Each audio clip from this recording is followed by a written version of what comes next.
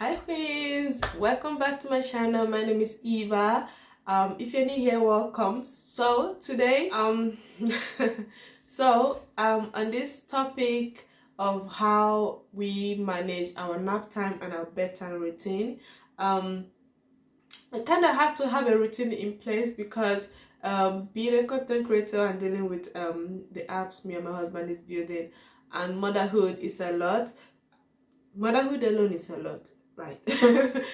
So with everything that's going on, a routine is so important, and I feel like having a routine also help my children because they know what's expected, they know what time what is going to happen, and that helps them, transition throughout the day so easily. At the moment it's around 1:30 and they're sleeping. Both of them are sleeping. Mama can do her thing. I am creating content for my YouTube channel, for Instagram. I'm just creating all the content that I can. Today's Monday. And then when it's time to wake them up, I normally wake them up around 4 o'clock. I'll get their food ready, juice, help press. I make cold press orange juice for my son. I'll get their food ready, chips, potato for today, and I'm gonna go get them up, bring them down, and it will be an easier transition because naturally when my son, my toddler, wakes up, he is kind of moody. I don't know, I feel like he doesn't sleep enough. Ideally he would like to sleep till 5, but that kind of cuts into the bedtime, so maximum 4 o'clock is ideal for me to wake him up. But going back, routine. It might be hard in the beginning to implement a routine, but I promise you, once you have implemented a routine, it makes it so much easier for you and for the children. So for us, we normally wake up around 8 o'clock, sometimes 7, sometimes 9 if it's the weekend. Okay, it's hardly 9, but maybe 8:39 in the weekend. Then we'll pray, we do our prayers, come downstairs, food, activities and things like that. And around 12 o'clock is bedtime. Okay, bathing and stuff. It's bedtime. I'll take them up. I don't have like a specific routine, around massaging the body and things like that. So I just literally take them up. I tell my toddler it's bedtime. I get his what's it called? I get his car. He's obsessed with his car at the moment, so I get his car, give to him, put him in his bed, and then I'll get Annabelle ready, breastfeed her, and then put her in her bed. Ideally in the evenings I only breastfeed her inside their room, so they're sharing the same room at the moment. But for nap, I kind of, because I feel like she breastfeeds more if I'm lying down with her, but I'm trying at the moment to express milk so that I don't have to breastfeed her lying down, so she doesn't get used to my skin like that. But she definitely loves drinking from the cup, so I'm going to try to express milk more for bedtime and nap time. Yeah, I'm only breastfeeding at the moment. She's 1 year old. Hopefully hopefully we'll transition by the moment. Yeah, that's how it's going. What else? Yeah, I'll put them down, put Annabelle down. They sleep. I can't believe it. Sorry, it's been like 1 week, I think, of this transition into both of them sleeping in the same room. It's going so well that I feel like this is the best thing ever. I'm still hyper. Yeah, so once I put them down, I just walk out of the room. I always make sure I put Annabelle down last, so I just walk out of the room. Yeah, and it works really well for me. So after that, they just settle down, they sleep. I might talk a little bit, but Annabelle just relaxes at the moment. She just relaxes. And then, yeah, that's it for the nap. 4 o'clock I get them up. So right now they're sleeping. I'm doing all my mommy things, cleaning, watching, creating content, You know, all the motherhood tasks I try to fit in as much as I can at this moment. And after this, I am going to rush to cook lunch. And then by 4 o'clock, before I get them up, I get the food ready for my toddler. Naturally, Annabelle eats a little from my toddler's food. So yeah, when I bring them down, you know, they eat their food. Sometimes, because my toddler can be like, not a good a good character for him when he wakes up from his nap, but we just take it easy. I just follow his vibes and work with how he's feeling.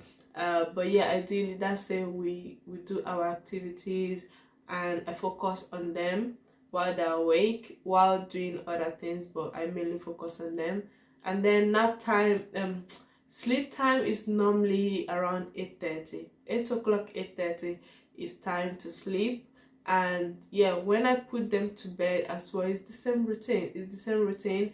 I normally bath them in the morning, but Aku and Annabelle, depending whenever they do their poo-poo, I always bath them after they do their poo-poo. So it could be like 2 times a day, 3 times a day, depending on them.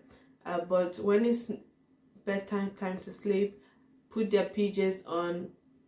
Like I said, put Aku first, give him his car, and then put Annabelle down. Ideally, I try to give her her milk in the sippy what is this sippy cup? In her cup bottle, yeah.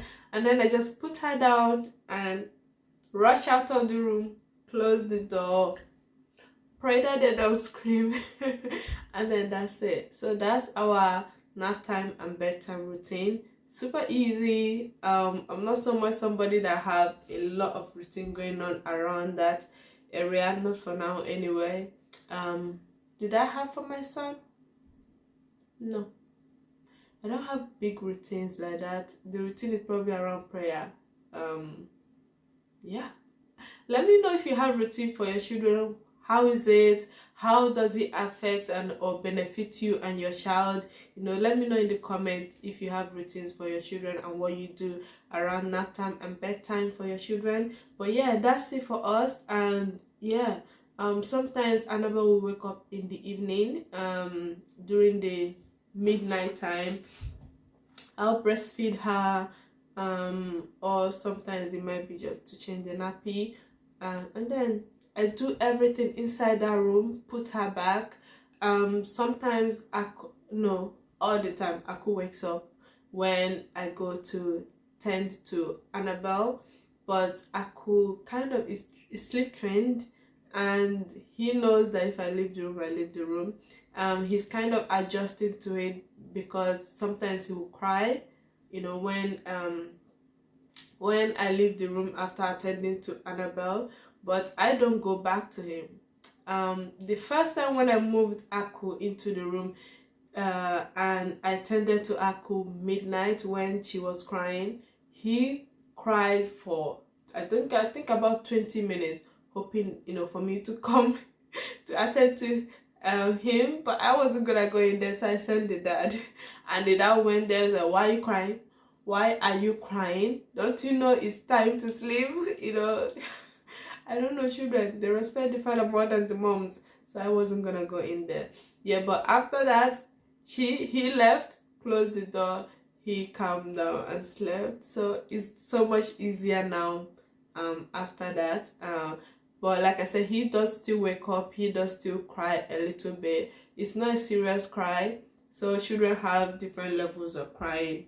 And if Uncle is crying a serious cry, the whole house will be shaking, he will be moving the cot, everywhere will be loud. But yeah, at the moment it's just a little cry, and then he will go back to bed.